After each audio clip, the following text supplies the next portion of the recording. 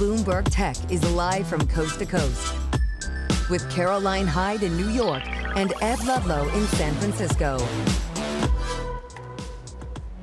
This is Bloomberg Tech. Coming up, U.S. auto safety regulators probe Tesla over issues with door handles on certain vehicles, following a Bloomberg report. Plus, Google will invest close to $7 billion over 2 years in the UK to help build its AI economy. And ServiceNow expands its presence in Florida with a new regional hub. We speak with the CEO and with the developer of the site. But first, we check out what's happening in the markets. We are so close to 10 straight days of gains on the Nasdaq 100.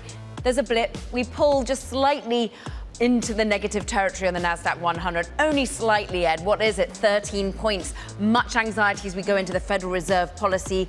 The decision comes tomorrow. Will we see a cut? But what about the future direction as those retail sales look pretty buoyant? Can they be as dovish in the longer term? But Ed, you're looking at perhaps what moves the markets on this exact day.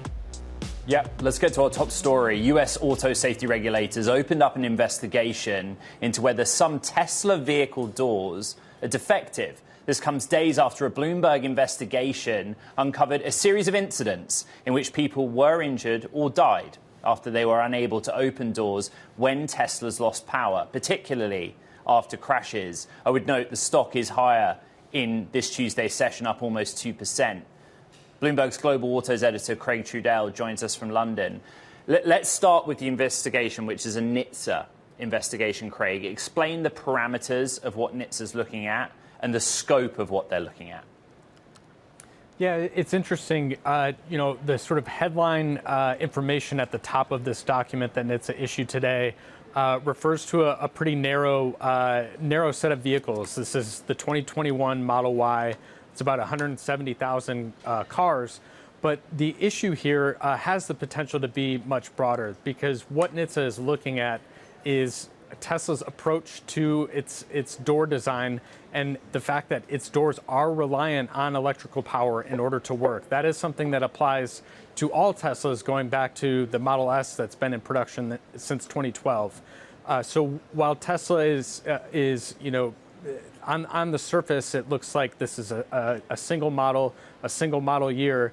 This has the potential to be something much broader. You think back to a precedent of an autopilot investigation where they were narrowly looking at how that system handled certain parameters, like how they were navigating emergency vehicles and running into, say, fire trucks or police cars. That didn't just stay narrowly focused on that one issue. They had to recall autopilot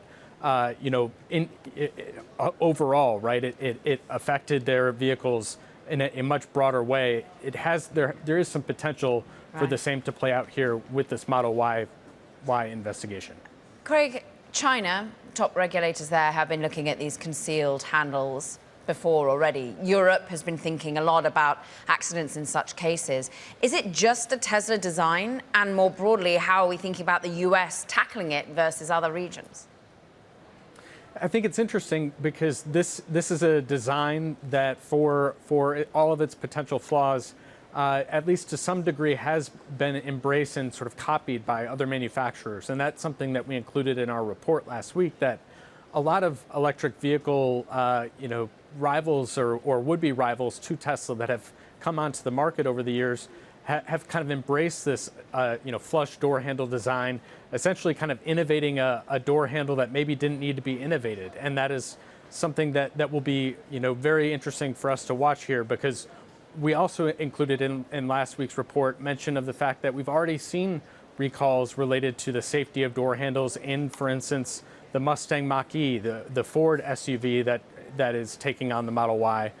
So this has the potential to be not only a broader investigation for Tesla, but also something that NHTSA takes a closer look at across all manufacturers that have taken after Tesla from this design perspective.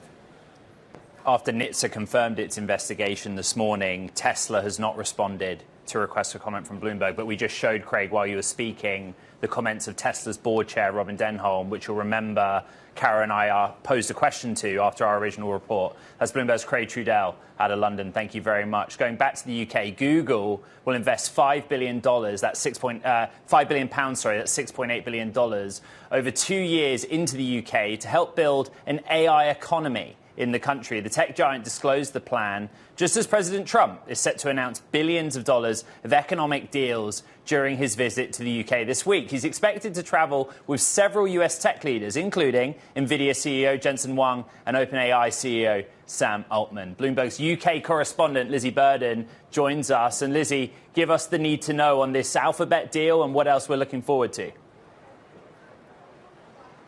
Well, as you both know, this Alphabet deal is a drop in the ocean in terms of the capex of Alphabet, but it's a big deal for the UK. It's something that's been long in the making. The UK Tech Secretary is the former one. Peter Kyle is now the UK Business and Trade Secretary, perhaps as a sign of just how important tech is to the business landscape here in the UK. But as you say, it's part of a broader suite of economic deals that we're expecting the President to announce here on his visit to Britain. We're expecting £10 billion worth of deals to be announced, including a defence tech cooperation agreement, also partnership on nuclear, also bringing together the economic hubs on both sides of the Atlantic. So there's a lot at stake here for Keir Starmer. It's an unprecedented second state visit for Donald Trump here in Windsor, this 11th century castle behind me.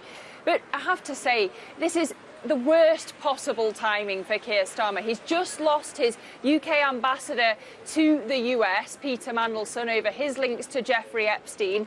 Epstein, of course, linked to the King himself via his brother Prince Andrew and to Donald Trump. So there are going to be some very, very awkward moments, not least at the press conference at the end of the trip. For the UK, the point will be to not look like we're appeasing the President, but also to make sure that something substantive comes out from this visit, because ultimately the UK is playing its ace by deploying the King. Bloomberg's Lizzie Burden from Windsor Castle. We appreciate it. Let's return to the tech deals that we're expecting to come out of that visit and the focus on AI with Lei Chu, Chief Investment Officer for Thematic Innovation Equities at AllianceBernstein. And more, this fits into the whole array of conversation we keep having, Lei, about the need for investment in AI. We just think back to Oracle's numbers last week and how much they were showing that they've got this backlog building. We've got all the hyperscalers trying to build out. Alphabet's looking to build a data center in the UK. Are we seeing that continuing to go up and to the right at the speed that we see at the moment? Well, I think what we're seeing is actually we're hitting an inflection point in inferencing. So if you look, just broadly speaking, not just those big numbers that you quoted, but also if you look, the AI trend and the adoption and where we're seeing the step function in numbers is broadening out. So it's a broader set of companies that are starting to benefit. Whether it's the networking companies or we're seeing it in memory pricing, in storage, in hardware. So those are all signs that, in terms of AI adoption, the inferencing at the edge, things are actually happening. And to me, then this is a very positive sign. That means the real adoption, which will drive continued build. So if we think about it, tech innovation generally, we take step functions, right? We kind of chug along and then all of a sudden there's an inflection point and things really start to take off. And I really think we are still in the early innings of that happening and supported by all the evidence that we have seen at the micro level from the company, as well as these mega trends that you're seeing at the big macro level. The step function has already been shown in the valuations of companies. We just want to bring you some sound, actually, from a key investor who manages money for Peter Thiel, no less. We've been talking about how we've been looking at maybe a bubble growing in AI. Just take a listen. The AI bubble is real, and I don't think enough people talk about it. And if you were able to be an early investor in OpenAI, then congratulations. That's a great place to be. If you're coming and investing at OpenAI at a $500 billion valuation, I honestly don't know about that. So I think that is the more dominant topic that is going on, at least within Silicon Valley circles, that doesn't get talked about enough. And how it shakes out, it's going to be fascinating, because if you got in early, fantastic. If you're getting in today, I'm not as sure. Long-time sort of managing director for the private wealth of Peter Thiel, but also with AZVC founder Jack Selby there. Are you worried about any exuberance already reflected in valuations, even though we are at this inflection point? I think that brings an interesting point. Valuation is important. And we always said valuation is important, but it's only related to in terms of estimate revisions. So not all companies are going to succeed. There will be a lot of companies that simply put the name in their press release, and those are the ones that we say, oh, that's AI too. So it actually brings back to we have to do our due diligence. Some of them will succeed, many of them will fail. Even if you look back to the Web 1.0, right, there were thousands of companies, but really a true few survived. And those are the leaders today. And as we look forward, I would say AI is transformative. We are early, and leadership is being redefined. And that's why all the companies are rushing out to spend, because it's as defensive as it is offensive. But we will find new leaders. But in the meantime, we'll also have to be prudent. Not all of them are going to succeed. And in fact, when you redefine the future of leadership, when there's a paradigm change, some of the things that we used to think that work may not work. So what is perceived to be cheap could also be more expensive than you expected. So again, brings back to we got to do our homework. It's easy to call everything a bubble, but underneath that, actually there are opportunities, but there are also, prudence is absolutely important. Lei, the other counterpoint to a bubble argument is that different geographies are moving at different speeds. This week exemplifies that, does it not? That you see earlier announcements for a build-out of infrastructure in the United Kingdom. Given that we haven't seen the same level of activity in Western Europe, the United Kingdom, does AllianceBernstein change its attitude towards British equities, UK equities, European equities in that AI infrastructure supply chain? I think AI is a global phenomenon, but it's more so just tech innovation has become a crucial element in national success. So it is something that we watch closely, and I think in terms of each country, the adoption of AI, it reflects the readiness of the infrastructure, the readiness of the government, but oftentimes it ultimately comes down to a private-public together initiative, and there will be opportunities. We've seen sovereign being a big driver for spend, and I expect to see that continue going forward. And I also think each country will take a very different approach because the budget is different, the willingness is different. Lei, very quickly, how closely are you tracking private markets and private companies that are active here? It's very, very important for us because a big part of the AI adoptions is happening in the private market. And not to mention, if you look at these hundreds of billions of dollars, they need to be financed. And a big part of the financing is being done on the private side. So we are monitoring that trend very closely, both on the demand side and in terms of financing, which support the supply side.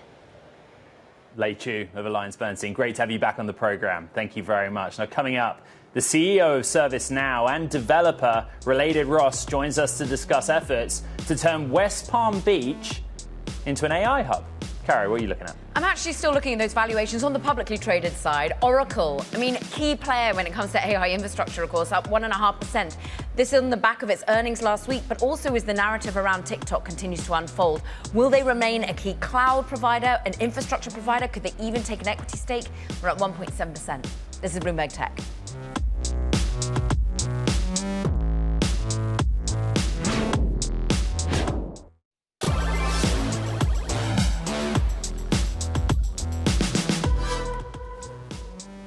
ServiceNow is expanding its presence in Florida with a new regional innovation hub and AI institute in West Palm Beach. The developer of the site is Regulators, run by Stephen Ross. He's known for the Hudson Yards redevelopment project and, of course, ownership of the Miami Dolphins. Stephen Ross and ServiceNow CEO Bill McDermott join us now.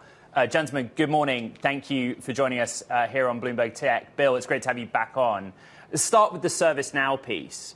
In this environment, Bill, where there's such a micro focus on the talent in AI and where companies are spending resources, why does this position ServiceNow better to have this footprint in Florida?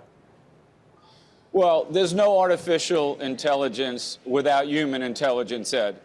And there's no leader that can develop a project and a dream better than Stephen Ross. And you mentioned the Hudson Yards, but he also did the Time Warner Center. And we've been friends for a long time, and I always felt that trust was the ultimate human currency, and it still is. And I believed in his dream. And what I see happening here is we're building an AI institute. And in this institute, we're going to have the most innovative engineers in the world. We're going to be able to prototype solutions for the public and private sector at record pace. And then we're going to move those solutions out into the market. We're also creating Knowledge University, and we're going to put the flag right here in West Palm Beach to rise up 3 million people in our economy to the AI world so they can get the better paying jobs, the creative jobs, where only humans can really excel. And I underscore, we really believe it's all about putting AI to work for people because we're a job creator.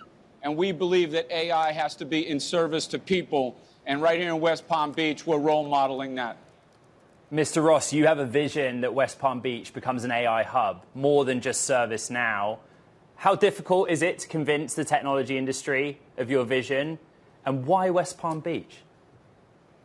Well, I mean, West Palm Beach is really, it's because of Florida being the great business state it is, and knowing that South Florida is different than the rest of Florida, and it's really poised to growth and attract jobs. It's never done that before. It's always been second homes, you know, there's a second home to all South America, if you will.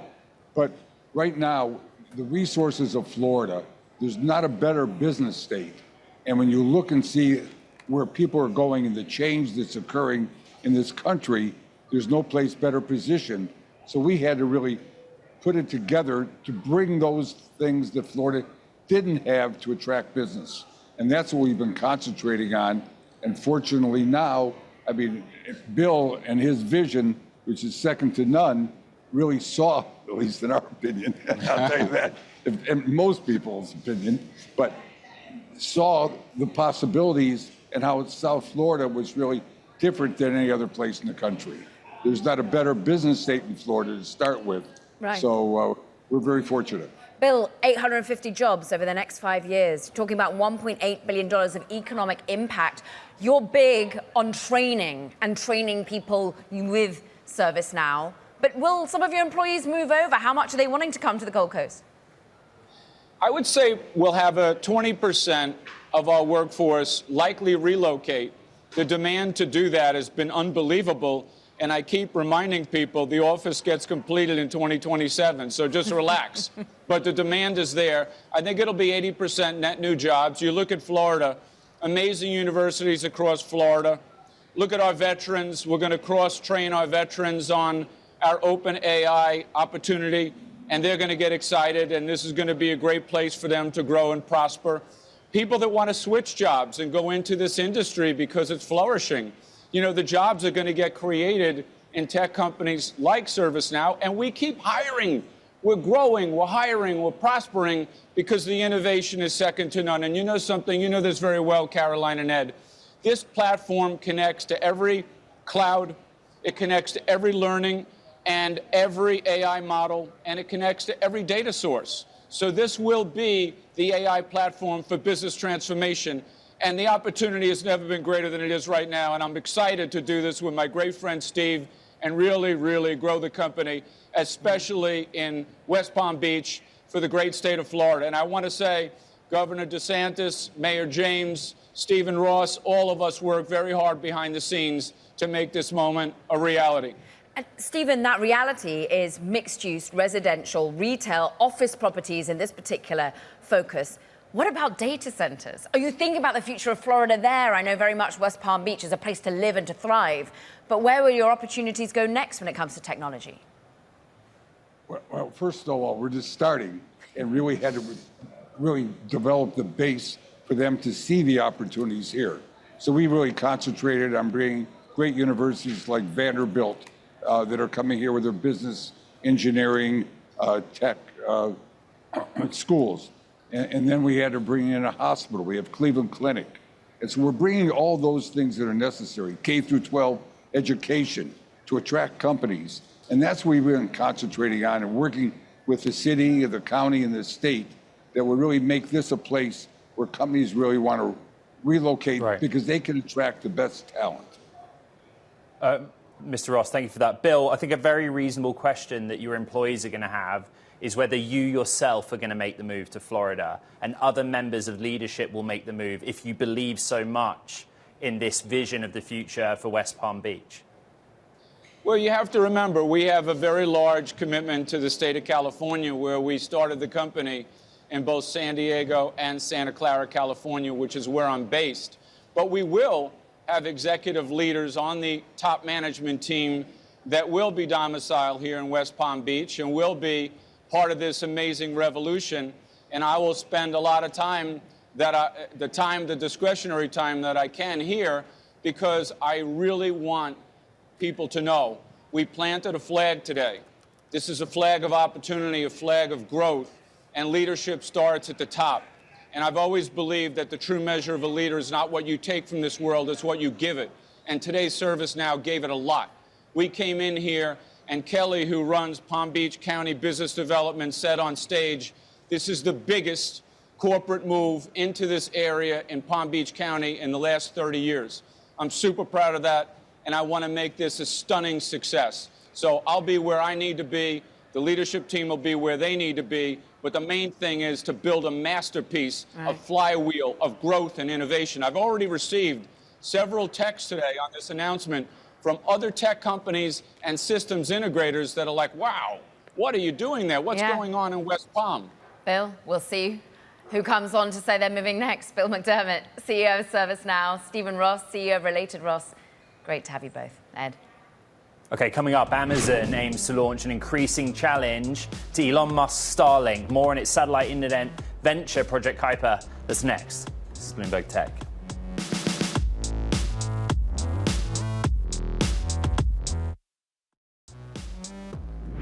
It's time now for Talking Tech. First up, Amazon's satellite internet venture, Project Kuiper, expects to offer service in 5 countries, including the US, by early 2026. It aims to compete with Musk's Starlink and has already reached an agreement to provide onboard Wi-Fi for JetBlue.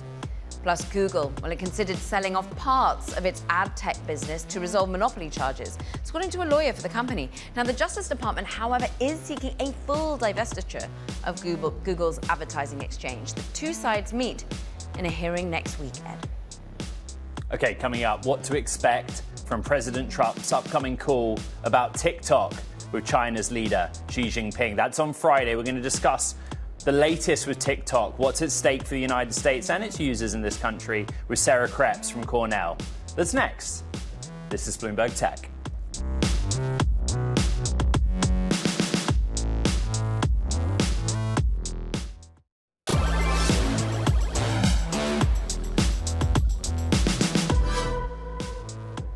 Welcome back to Bloomberg Tech. I'm taking a look at the chip sector, the Philadelphia Semiconductor Index, or SOX. We're mildly softer, down a few tenths of a percent, but earlier in the session we opened higher.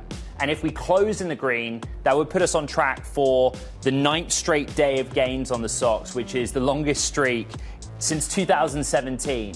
Stories there, I put Micron and Nvidia. Okay, Nvidia's down almost 1% in the moment, but year to date, big drivers of gains. Micron reports earnings September 23rd. Nvidia under pressure right now, but recent momentum, and the idea, Kara, as you know, is that maybe Nvidia is at the center of the discussions between the United States and China right now. Will it come up on that phone call between the president and Xi Jinping on Friday? That's the question the market's asking.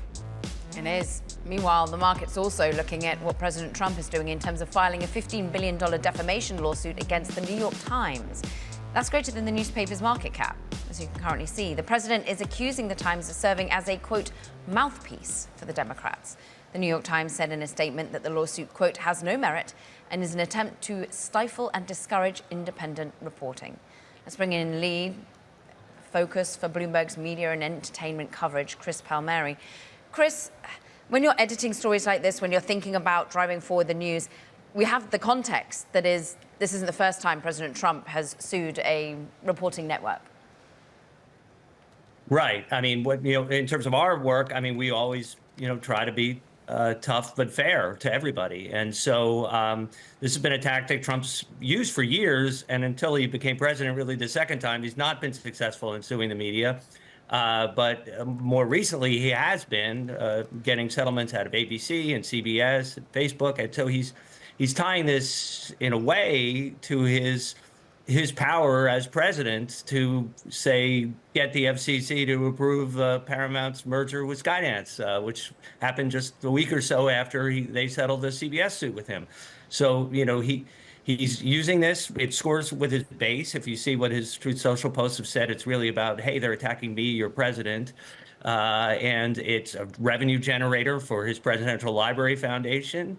And lastly, he hopes, whether that's successful, not clear at all, is stifling, as the New York Times said, trying to get reporters not to write nasty stories about him. Chris, what is it specifically that the president is claiming in this suit? We say it's a $15 billion lawsuit, but what is it that he is accusing the New York Times of? It's interesting compared to the ABC and CBS suits, which were really specific incidences. This is much broader. It's sort of just a whole agenda, he argues, against him and for Kamala Harris in the last election. Much harder when there's no specific allegation of journalistic wrongdoing here. The New York Times said in a statement the lawsuit has no merit and is an attempt to stifle and discourage independent reporting. Bloomberg's entertainment editor Chris Palmieri, thank you very much. President Trump says he'll speak with Chinese leader Xi Jinping on Friday as U.S. and Chinese officials reached a framework deal on keeping the TikTok app running in the United States. Listen to this. We have a deal on TikTok. I've reached a deal with China. I'm going to speak to President Xi on Friday to confirm everything up. We made a very good trade deal, and I hope good for both countries, but a very different deal than they've made in the past. What companies are involved? What companies are going to buy it? We'll be announcing that. We have a group of very big companies that want to buy it. That's the president speaking ahead of traveling to the United Kingdom, in summary saying a lot of big technology companies want to buy U.S. TikTok and that there is a deal. We'll learn more later in the week. Sarah Krebs, director of the Tech Policy Institute at Cornell University, joins us now. And Sarah, news flow is one thing, but it looks like we're proceeding to a situation where a coalition of American technology companies and others will be able to keep TikTok going in the United States. But there's a big phone call on Friday. And in your analysis and expertise of the relationship between the United States and China in the tech domain, how central is the success of that phone call to this happening? I don't think that the phone call itself is going to be what this deal hinges on. My sense is that they've already established a framework through which the U.S. part of TikTok will divest from the Chinese parent company ByteDance. And I think Friday's call is really just to seal that deal and make an announcement. We cover this. I'm based in the United States, right, and work for an American news organization. But we always come at this from the U.S. point of the negotiating table. How do you evaluate how China feels about TikTok being able to continue in the U.S., but some concessions being made that would impact China and ByteDance? Right. I think this is, I think first and foremost, the Chinese have made it pretty clear they do not want to sell the algorithm, that they want to separate the platform from the algorithm, because it's the algorithm that is really the secret sauce here for the whole thing. And so trying to tease those two things out, the algorithm from TikTok USA, I think is really important to them. But then there's a lot of issue linkage going on here. There are so many aspects. So TikTok, I think, is part of a broader set of discussions on trade between the U.S. and China. And so I think this is really an important part of that, but emblematic of, I think, what it seems Trump is trying to do, which is harmonize a little bit that relationship between the U.S. and China. In terms of data, how safe, or at least from a national security perspective, how able is U.S. data to be now protected in some way from flow over to China, as Congress hopes? Right. That was the important thing for Congress, which is, well, there were two aspects for Congress, which was, one was the algorithm, which was the ability to manipulate through the algorithm. But there was always the question of data. And even without the algorithm, the data is still very powerful. As you probably remember, Cambridge Analytica never touched Facebook's algorithm. But with the raw data that they had, they built profiles of individual users, tested messages, and then micro-targeted them. And the TikTok data is even more revealing than that. So it's just not just posts and likes, but watch times, rewatches, pauses, shares. All those signals are an exposure of attention span, emotional triggers, hidden interests. So whatever foreign entity would perhaps still have a backdoor to that data. And so far, I haven't seen anything on the technical side about how the U.S. and what part of the deal would address that possible backdoor access to the powerful data. Sarah, it's so interesting because all of this comes in the broader view of US-China relations, and you sit at that intersection, technology, geopolitics, national security. Is TikTok the thing that we should be that worried about when we're also looking about AI relationships? Well, it's an interesting question because, and I've puzzled over why Congress, which passed this law and it was signed into law, has not really pushed back on these constant extensions. Because if this was such a national security threat, you would think it was a threat a year ago, and the 90-day extensions are just kind of perpetuating that threat. And I think part of the implicit realization is that even if you address TikTok, it's really the tip of the iceberg and all these other national security tech issues, including the AI question, which I think is just in some ways looms even larger. Sarah Krebs of Cornell University. Come back to talk about the AI looming still. Coming up, Jack Ma returns to Alibaba with some vengeance. We're going to discuss that next. This is Bloomberg Tech.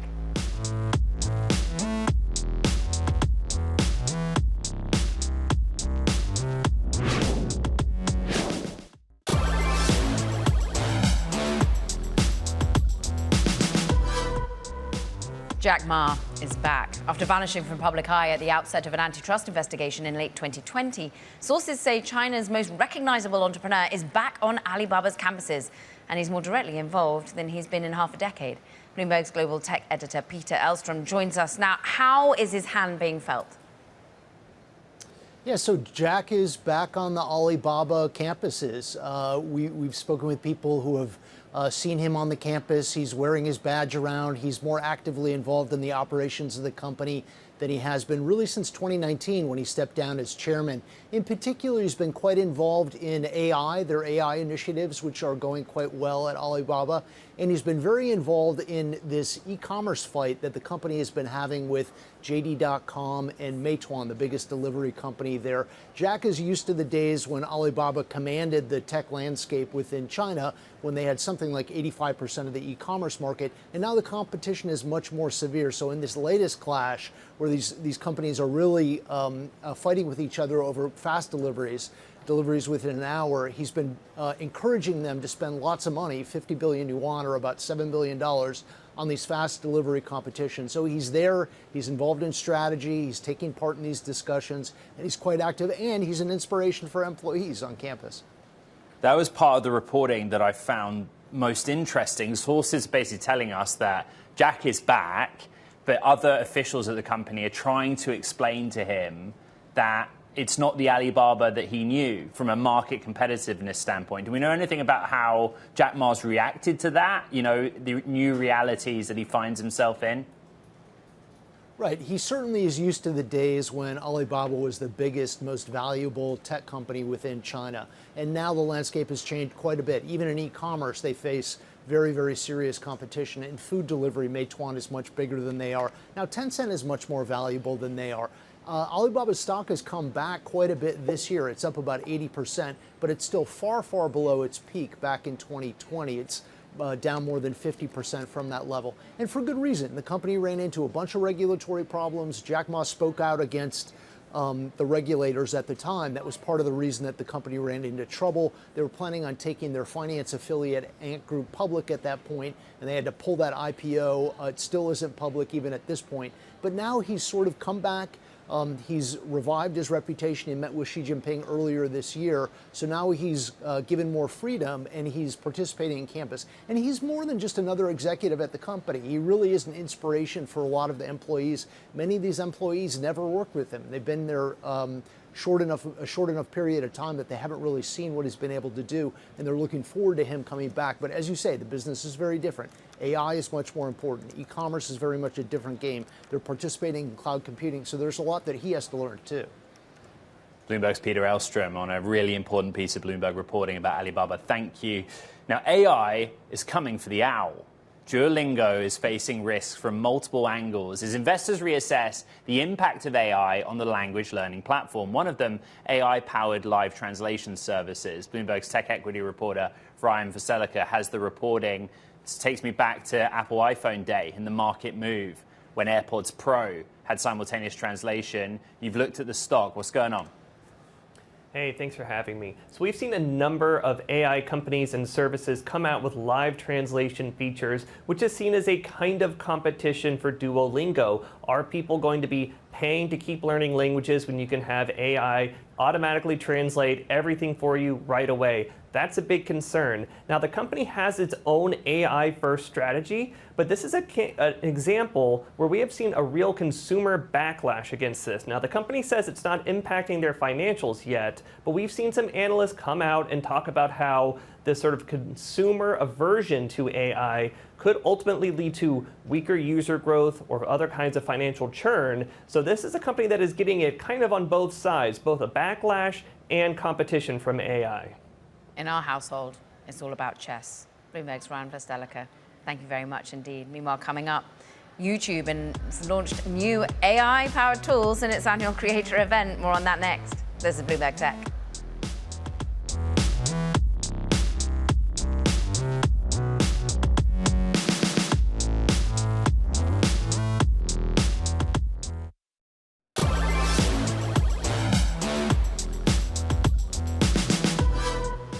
YouTube's Made on YouTube event is underway in New York, with the company unveiling new tools, of course, including plenty of AI-powered ones, to help video creators. We've got one of them, one of the most successful ones. Mark Rober, former NASA engineer turned hugely popular YouTuber.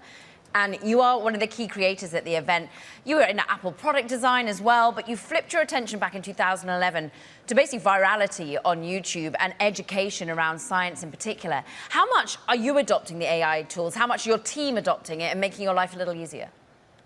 We've definitely got our pulse on it. We're using it a lot for like ideation and like thumbnails, I'd say is like the main, like ideating what thumbnails are, but it's like, it will be really interesting to see how consumers feel about this, right? Because some people do feel like it's taking, you know, the creator out of the loop, but I think YouTube's been very clear today.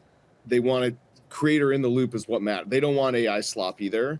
So it kind of remains to be seen how the consumer feels about it. Interesting, because for you, it's maybe about A/B testing titles, basically. Maybe there's dubbing that really helps the reach when you go more global, Mark. But when you think of VO3 and the use just not even of you as a person, what do you want to put in place by YouTube to ensure that slop isn't created? I think I just trust that they're going to do this responsibly. But even for me, like there's an opportunity here, right? Like I want to get people stoked about science and education, and there's only, you know, 24 hours in a day. So even for me, there's an opportunity for me to scale myself and to, you know, teach more topics deeper. So, you know, we're keeping a pulse on it. I think YouTube will do a very good job of making sure it's high quality and it's additive and your feed isn't just filled with slop. That's terrible business for them, right? They don't want that to happen. People would stop using the platform. Mark, I spent a bit of time watching the Team Water video that you did, the collab with Mr. Beast, right? And, you know, hearing from some of the execs at today's event, there's lots of awesome AI stuff with VO3, but you described how you'd use it. The Team Water project's like real video. Does it result the AI tool in just less real material circulating on the platform? I think it depends on the type of content, right? For like just telling stories and like fiction, you know, I think you're going to see a lot more AI adoption and people being okay with that. You know, at the end of the day, if, you know, Mr. Beast and I, we go to Kenya to visit a village, if that's AI, like, I got to imagine people aren't going to love that, right? So there's definitely going to be a spot for like real content that is actual connection with real humans, right? And then there's a spot where I think it's going to really help with storytelling. So I think we'll see how that kind of settles out over time. Mark, what are the main challenges that you face on YouTube that were not addressed by these great generative AI tools that were put out today? I mean, for the challenges that I face, I feel like it's actually, they've given me more tools than I would even use out of the gate, right? So I think they're doing a good job of getting out in front of it and giving creators the tools. And that's what YouTube does, right? That's kind of their advantage over like a Netflix. They don't have to pick the winners. They make the tools, they create the platform, and lo and behold, over time, the winners, emerge. And then that's who YouTube pays, right? Through AdSense and stuff. So I think they're just following the same playbook that they've done so far that's made them so successful. Create the tools, create the platform. At the end of the day, it's all about the creators.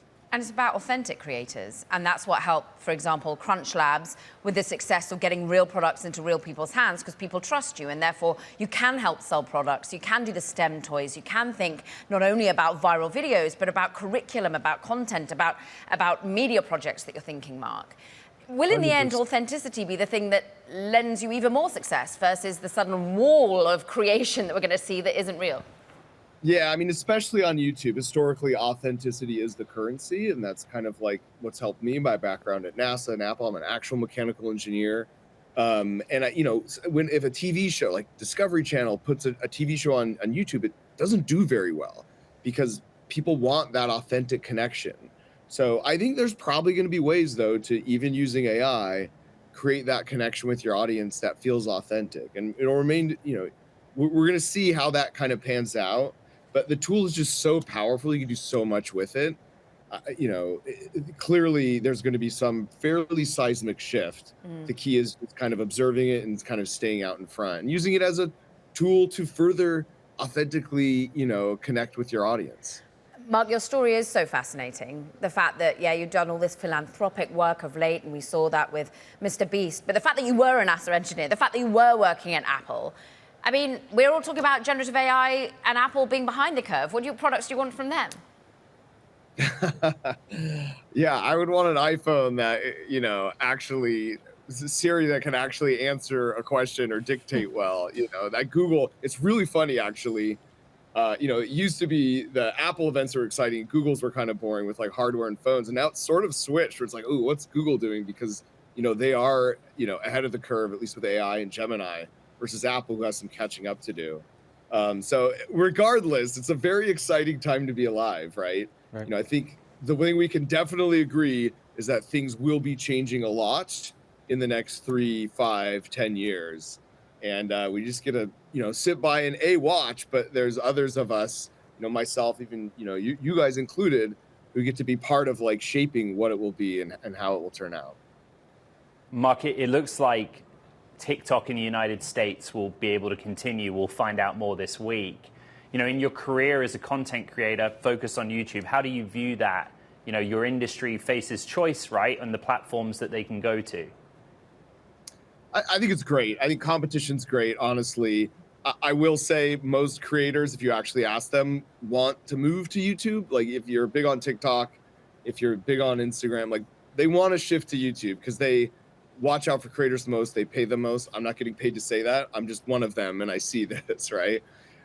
So generally, when TikTok had their short form, now YouTube has YouTube Shorts. So generally, if there's a type of content that really becomes sticky, YouTube adapts, and this AI is a great example of this, right? I think they're staying ahead of the curve and skating to where the puck is and saying like, hey, we need to make these tools available so that we don't become obsolete, which honestly, YouTube is where I have 71 million subscribers. So I'm really glad that they are having that kind of attitude so that it doesn't become a tool and a platform that people don't want to use. Right. Mark Rober, YouTube creator, founder of Crunch Labs. Really great to have you here on Bloomberg Tech. Thank you very much. That does it for this edition of Bloomberg Tech, Caro. Do not forget to check out some of our other areas on digital. The podcast, for example, you can find it on the terminal as well as online on Apple, Spotify, and iHeart. From New York, from San Francisco, this is Bloomberg Tech.